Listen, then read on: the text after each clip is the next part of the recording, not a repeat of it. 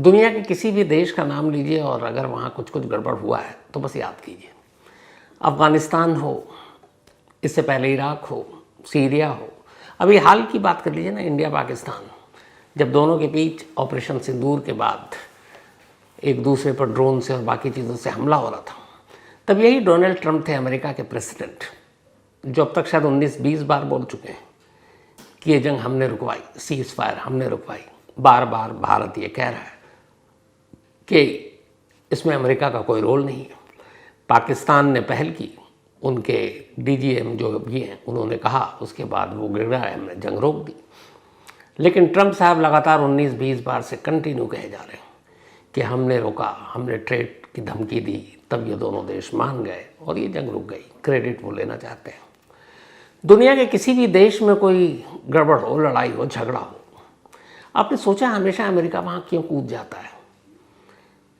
चाहे सीरिया हो, Iran, Iraq, इससे पहले लेबनान, मिडिल ईस्ट के देश, अफ्रीका के देश, वेनेजुएला, कोई भी दुनिया के किसी भी कोने में कुछ हो रहा हो, वहाँ अमेरिका अपनी दादागिरी करने के लिए चला आता है। कभी आपने इसकी वजह सोची है? जैसे होता ना, बचपन में हम लोग स्कूल कॉलेज में देखा करते थे, दो गुट में लड़ाई हो गई, कोई तीसरा दबंग आता था और वो दादागिरी करके फिर अपने हिसाब से फैसला सुनाता था। या फिर जो क्रिमिनल गैंगस्टर होते हैं वो भी यही काम करते हैं।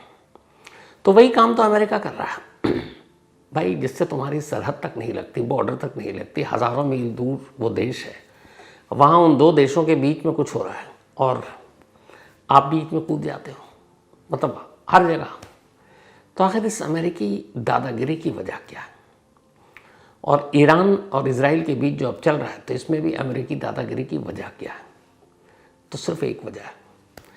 वो एक वजह जिससे अमेरिका दुनिया भर में अपनी दादागिरी दिखाता है, वो एक वजह जिसकी वजह से अमेरिका सुपर पावर है, और वो एक वजह जिस दिन ख़त्म हो गई, अमेरिका घुटनों पर आ जाएगा, दादागिरी ख़त्म हो जाएगी। और वो एक वजह है अमेरिकी डॉलर, अमेरिकी करेंसी। वो अमेरिकी करेंसी जिससे पूरी दुनिया में 96% ट्रेड या बिजनेस या व्यापार होता है, जिसके लिए लेन देन के लिए डॉलर का इस्तेमाल करती है। हम भी दुनिया के बाकी देशों से कुछ भी खरीदते हैं, कोई भी देश, तो करेंसी की जो मान्यता है वो ज़्यादातर 96% डॉलर में ही व्यापार होता है। तो हर देश डॉलर अपने पास रिजर्व करके रखता है। जिस देश के पास डॉलर रिजर्व नहीं है, उस देश को कहते हैं कि या तो कंगाल है या कि कर्जदार है। तो जिस दिन इस डॉलर का रुतबा ख़त्म हो गया और इंटरनेशनल करेंसी के तौर पर कोई और करेंसी आ गई, अमेरिका गया, फिर दादागिरी ख़त्म। लेकिन क्या ये हो सकता है? आज की कहानी कई ऐसी चीज़ों के साथ समेट कर लाया हूँ कि इसको आप समझेंगे तो फिर सारी चीज़ें आप समझ जाएंगे। अभी 2024 की बात है, ब्रिक्स की एक समिट हुई थी। ब्रिक्स के जो देश शामिल हैं उनमें Brazil, Russia, India, China, south Africa, Iran और कुछ को इनवाइट किया गया था, जिसमें यूएई, इजिप्ट और इथोपिया।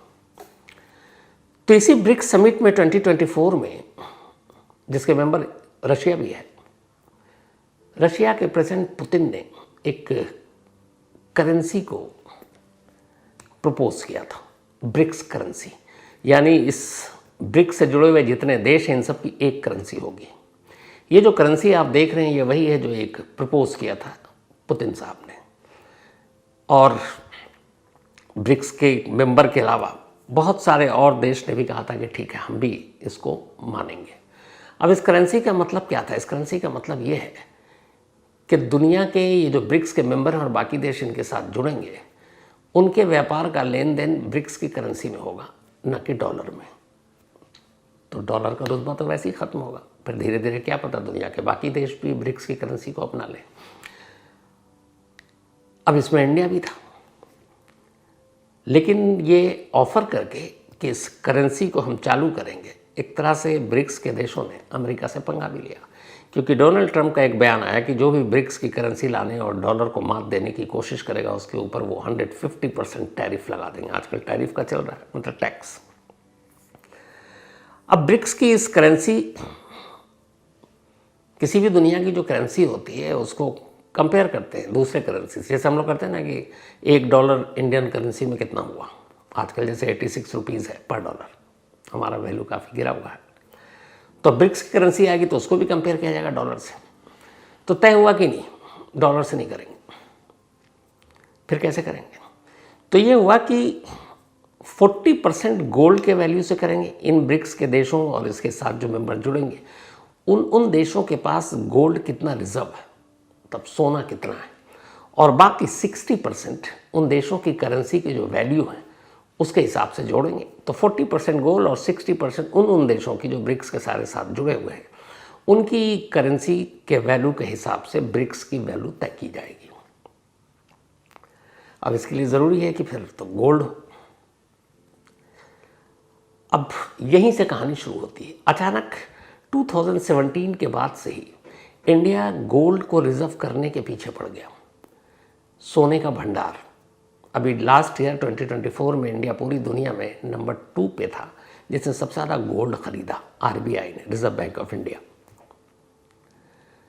अब अगर इसी तरीके से गोल्ड इंडिया, रशिया, चाइना ये सब ब्रिक्स के मेंबर हैं, जमा करते गए तो 40% तो गोल्ड के हिसाब से ही वैल्यू हो जाएगी आपकी करेंसी की, 60% देश की अपनी इकोनॉमी और उनके हिसाब से, जीडीपी के हिसाब से।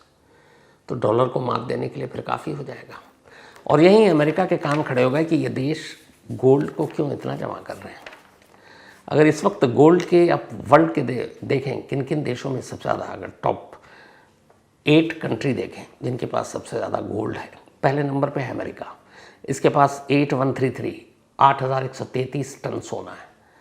जर्मनी के पास 335 3035 टन। तीसरे नंबर पर इटली है 2451 3351 है जर्मनी का। और इटली नंबर 3 पर है 2451 टन। चौथे नंबर पर फ्रांस 2436।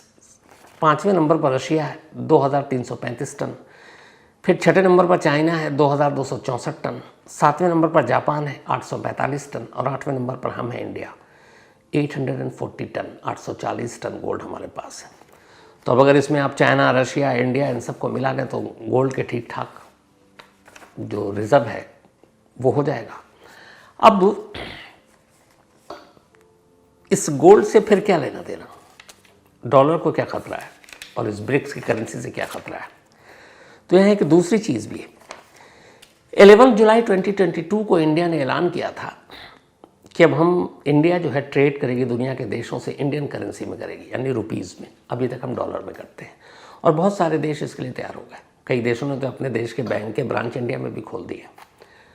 तो अब अगर इंडिया ये कह रही है कि हम ट्रेड करेंगे इंडियन करेंसी में, तो सीधे सीधे डॉलर को चैलेंज दिया कि भाई हम डॉलर से नहीं करेंगे, तो अमेरिका तो तिल मिलाएगा ही। अब डॉलर में ट्रेड करने में बड़ा नुकसान भी होता है। आप मान लीजिए अगर रशिया से ही कुछ ले रहे हैं, ईरान से तेल ले रहे हैं, तो अब जितने का तेल है डॉलर के हिसाब से देंगे तो डॉलर का एक्सचेंज रेट भी देंगे, वो एक्स्ट्रा पैसा पड़ता है। जैसे हम ही लोग अगर किसी को यूएस पैसा भेजना होता है, 86 रुपये का डॉलर है, तो हम जब बैंक से उसको ख़रीद कर भेजते हैं तो 1 रुपया वो ख़रीदने और 1 रुपया बेचने का लग जाता है अलग, तो हमें 86 का 88 पड़ जाता है, तो महंगा है। इंडियन करेंसी में होगा तो एक्सचेंज रेट बच गया, कोई मतलब नहीं, हमारे बहुत पैसे बचेंगे, करोड़ों अरबों रुपए। अब इंडिया और ब्रिक्स अगर अपनी करेंसी लाती है तो फिर ये डॉलर और इसमें अमेरिका और बाकी चीज़ों का क्या मतलब, जो मैं आपको सुनाने के लिए बैठा हूँ।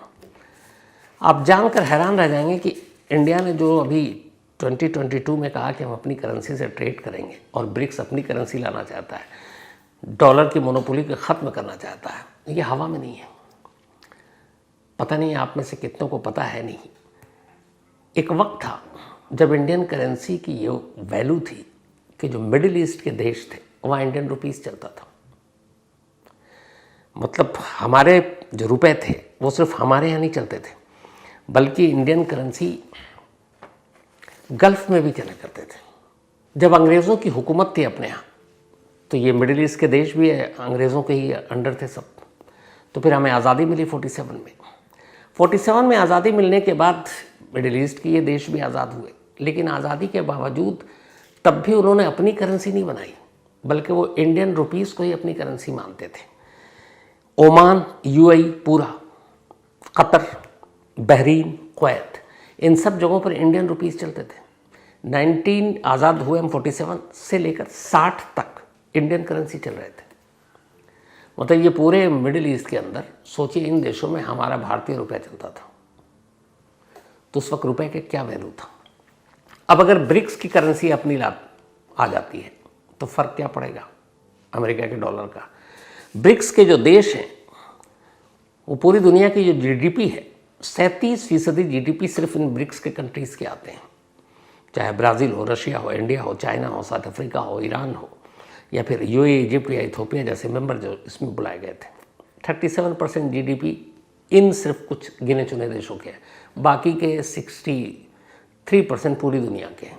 इसके अलावा पूरी दुनिया की जो पॉपुलेशन है 45% आबादी इन्हीं ब्रिक्स के देशों में आती है। अब उसमें सिर्फ इंडिया और चाइना वैसे ही है जो 1/3 आबादी ले जाती है। तो ब्रिक्स का फिर दबदबा कितना होगा, इंडियन रुपीस से ट्रेड करने से डॉलर का क्या होगा। अब यहीं गोल्ड जमा करना, ब्रिक्स की करेंसी में साथ देना और इंडिया का ये ऐलान कि इंडियन करेंसी में हम ट्रेड करेंगे, अमेरिका इससे तिलमिलाया हुआ है और इंडिया के लिए एक ख़तरा है। अब कैसे, इसके लिए 2 एग्जाम्पल आपको देता हूँ। कर्नल गद्दाफी आपको याद होंगे, लीबिया 2011 में नाटो फोर्सेस ने लीबिया पर हमला किया, कर्नल गद्दाफी मारे गए और फिर उसके बाद से आज तक लीबिया एक अच्छा खासा जो देश जहाँ ठीक ठाक पैसे थे, कंगाली और गरीबी में अब जी रहा। लीबिया पर हमला करके नाटो देश ने इसलिए कर्नल गद्दाफी को सत्ता से हटाया, ये कहा गया मानवाधिकार का उल्लंघन, वहाँ पे डेमोक्रेसी नहीं, बहुत सारी चीज़ें इल्ज़ाम लगाए गए। सच्चाई ये नहीं थी, सच्चाई कुछ और थी। सच्चाई ये थी कि कर्नल गद्दाफी ने वही काम किया था जो अब ब्रिक्स और अभी इंडिया ने किया कि हम इंडियन करेंसी में ट्रेड करेंगे। कर्नल गद्दाफी ने एक अपना गोल्ड दीनार लाने का ऐलान कर दिया था, लीबियन गोल्ड दीनार, और इस लीबियन गोल्ड दीनार को वो अपने दोस्त कंट्री के साथ ट्रेड में इस्तेमाल करना चाहता था डॉलर की जगह पर। अब उस वक्त कर्नल गद्दाफी जो है वो अफ्रीकन यूनियन के प्रेसिडेंट भी थे और उसमें नाइजीरिया, ट्यूनीशिया, इजिप्ट, अंगोला ये सब साथी थे। तो ये हुआ कि अब डॉलर से कुछ नहीं, हम तेल वेल खरीदेंगे बेचेंगे, अब सिर्फ एक नया हम करेंसी ला रहे हैं और उस करेंसी का नाम होगा लीबियन गोल्डन दीनार। अब इसका लाने का मतलब था कि ये सारा तेल, ये वो सारा खेल, डॉलर का रुतबा कब। जैसे ये बात अमेरिका को पता चली और फिर ये पता चला कि लीबिया ने करीब 150 टन गोल्ड, सोना जमा कर रखा है और चांदी भी। तो जब 150 टन गोल्ड जमा कर लिया और चांदी भी, और फिर लीबियन गोल्ड दीनार लॉन्च करने जा रहा है, डॉलर से ट्रेड नहीं होगा तो डॉलर का रुतबा कम होगा, अमेरिका की दादागिरी कम होगी, उस इलाके में रुतबा कम होगा। अमेरिका को मौका चाहिए था। अमेरिका ने कर्नल गद्दाफी पर ह्यूमन राइट वायलेशन, बाकी चीज़ों का इल्ज़ाम लगाया और उसके बाद लीबिया में कर्नल गद्दाफी का सत्ता पलट गया। आज लीबिया बुरे हाल से जी रहा है। क्यों? क्योंकि लीबिया ने सीधे सीधे अमेरिकी डॉलर को चैलेंज कर दिया था कि हम अपनी करेंसी लाएंगे, उसी में अब ट्रेड होगा, डॉलर में हम कोई ट्रेड नहीं करेंगे। पहला एग्जाम्पल था। दूसरा एग्जाम्पल उससे पहले का, इराक, सद्दाम हुसैन। सद्दाम हुसैन के ऊपर ये था कि वहाँ पर मास डिस्ट्रक्शन वेपन है, केमिकल वेपन है, ये सारी चीज़ें अमेरिका बार बार इल्ज़ाम लगाता रहा, कई टीमें गई, आज तक कोई हथियार इस तरह के मास डिस्ट्रक्शन वेपन इराक से नहीं मिले।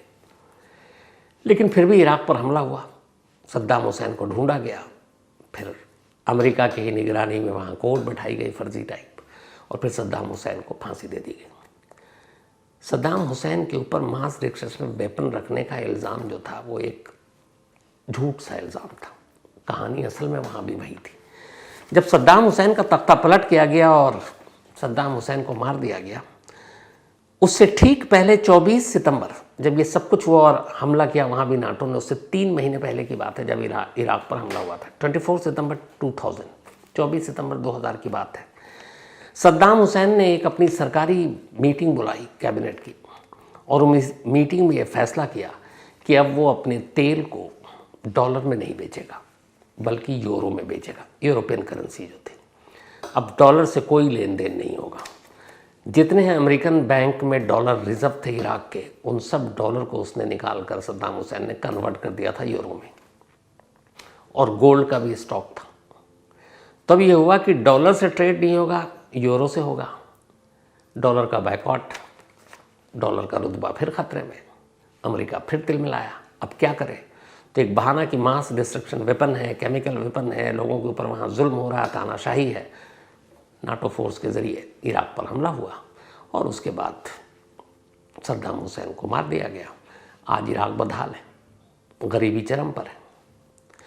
सेम एक तीसरा कंट्री था वेनेजुएला। वेनेजुएला में एक चुनाव हुआ और उसमें जो अमेरिकी समर्थक था वो हार गया। अमेरिका चाहता था उसी को, जो नया चुना गया उन लोगों की पसंद का। अमेरिका ने वेनेजुएला पर सीधे सीधे बैन लगा दी कि इस वेनेजुएला से कोई भी ट्रेड नहीं होगा और ये डॉलर का यूज़ नहीं कर सकता। अब वेनेजुएला की करेंसी रद्दी का वो बन गया, भूखमरी आ गई, कंगाली आ गई, क्योंकि कोई भी उससे ट्रेड नहीं कर रहा, कोई भी डॉलर वो यूज़ नहीं कर सकता। उसके डॉलर पे पाबंदी भी लगा दी गई सब।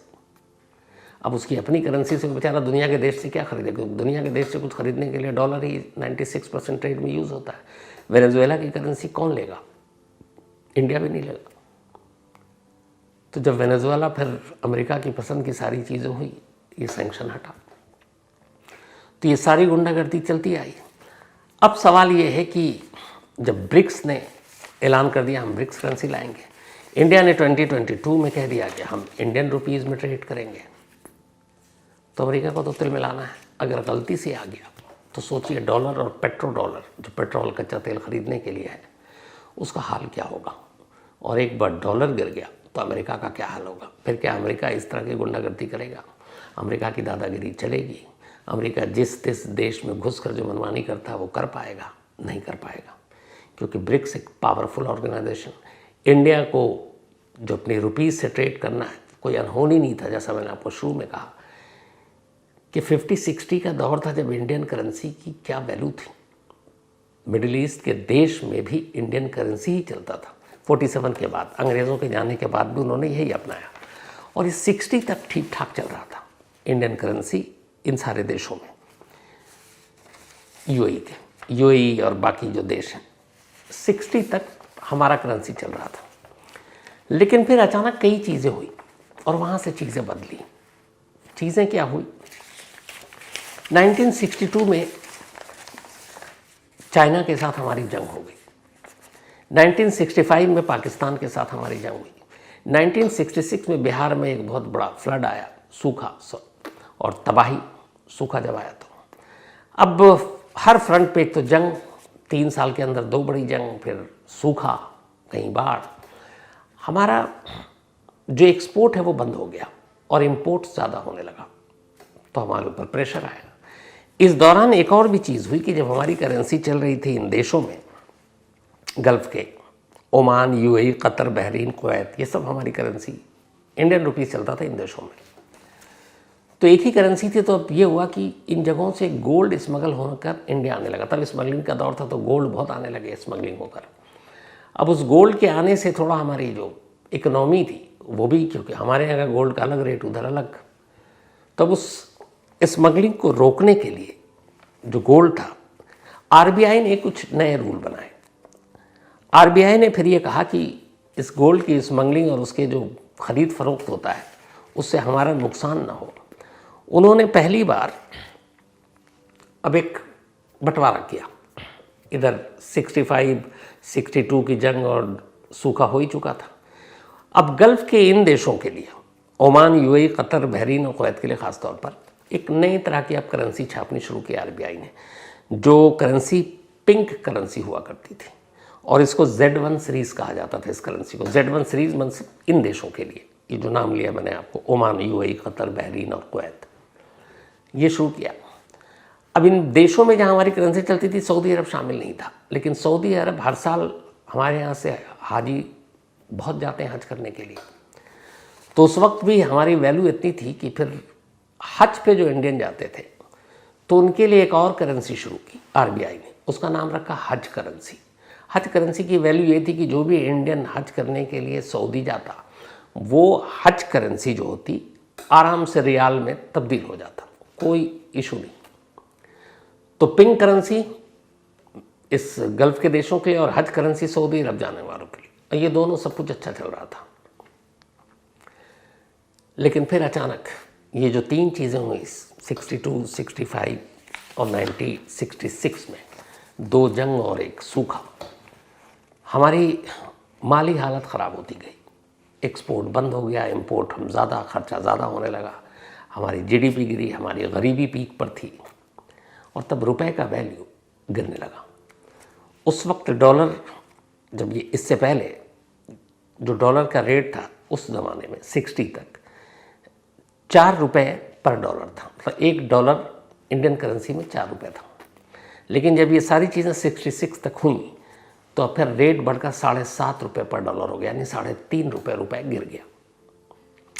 अब जब ये गिरा तो इन बाकी देशों को लगा, जो अब तक इंडियन करेंसी चला रहे थे, कि इस तरह से तो हमारी भी इकोनॉमी डूब जाएगी, फिर क्या करें।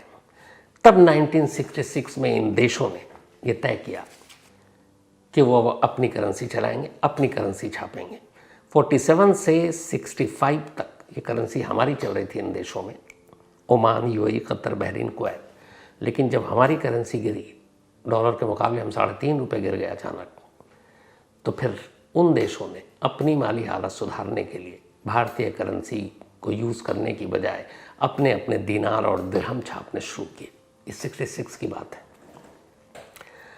अब ज़रा अंदाज़ा लगाइए कि तीन चीज़ें ना होती, 62 की जंग, 65 की पाकिस्तान से जंग और सूखा, और इंडियन रुपीस की वैल्यू न गिरती कुछ वक्त तक, तो क्या होता। आज शायद दुनिया में डॉलर की जगह इंडियन करेंसी का बोलबाला होता है। कैसे? जब ये सब कुछ हुआ तब तक ये पता नहीं था कि ये जो देश हैं जहाँ पे इंडियन करेंसी चल रही है, ये सारे देश, Oman, UAE, Qatar, Bahrain, Kuwait, इनके पास तेल का ख़जाना है, तब तक मिला ही नहीं था। जैसे ही ये सारी करेंसी बंद हुई, उसके बाद पता चला कि इन देशों में तो तेल के कुएं ही कुएं हैं। और फिर जो तेल का कुआं निकलना शुरू हुआ, इन देशों ने तब तक अपनी अपनी करेंसी निकाल ली, दिरहम और रियाल, दीनार, वो इनकी करेंसी तो सीधे बूम कर गई। अभी अगर हाल आप देखिए, सिर्फ कुवैत का अपना दीनार है, पहले इंडियन रुपीस चलता था। कुवैत के एक दीनार की कीमत हमारी करेंसी में 280 रुपये, मतलब हमारा 280 रुपये, उनका एक दीनार। और डॉलर में अगर देखें तो $3.24 पर कुवैती दीनार है। एक दीनार डॉलर में 3.24। बहरीन का अगर आप देखें, यहाँ भी दीनार चलता है, एक बहरीन दीनारी की कीमत है हमारे इंडियन करेंसी में 229 रुपये, और डॉलर में $2.65 पर बहरीन का दीनार। ओमानी रियाल, ओमान में रियाल चलता है, एक ओमानी रियाल की कीमत 225 रुपये है, और डॉलर में 2.60, मतलब $2 2.60 एक ओमानी रियाल की कीमत है। उसी तरह से जॉर्डन का जो दीनार है, एक दीनार जॉर्डन के 121 रुपये का वैल्यू है, और डॉलर में 1.41 का वैल्यू है। अब अंदाज़ा लगाइए कि अगर इसी सारी चीज़ें, करेंसी इंडियन करेंसी होती और उसके बाद ये तेल का ख़जाना मिल जाता, तो फिर इंडियन करेंसी का दबदबा कहाँ होता। शायद डॉलर कहीं टिकता नहीं। लेकिन कुछ बदनसीबी, ऐन वक्त पे रुपए का वैल्यू गिरना, ये जंग, ये सूखा और ये सारी चीज़ें, इन्होंने हमारी करेंसी को एक तरह से उभरने का मौका नहीं दिया। लेकिन ये मुमकिन है, पास्ट में ये हो चुका है कि इन देशों में इंडियन रुपीस चला, और इसीलिए अब ये तय किया गया कि 2022 में जो कि अब भारत रुपए में ही ट्रेड करेगा। ऊपर से ब्रिक्स के देशों ने कहा कि अब हम ब्रिक्स की अपनी करेंसी लाएंगे। तो अब अगर ब्रिक्स की करेंसी आ गई, दुनिया की 45% पॉपुलेशन ब्रिक्स के देशों, जो मेंबर देश हैं, उनके तहत आता है। 37% जीडीपी ब्रिक्स के देशों में आता है। तो अगर सारा लेन देन, व्यापार और इंडियन करेंसी में होने लगा, तो डॉलर कहाँ जाएगा। और तो जब जब डॉलर पर आ जाएगी, अमेरिका इसी तरह की हरकत करेगा।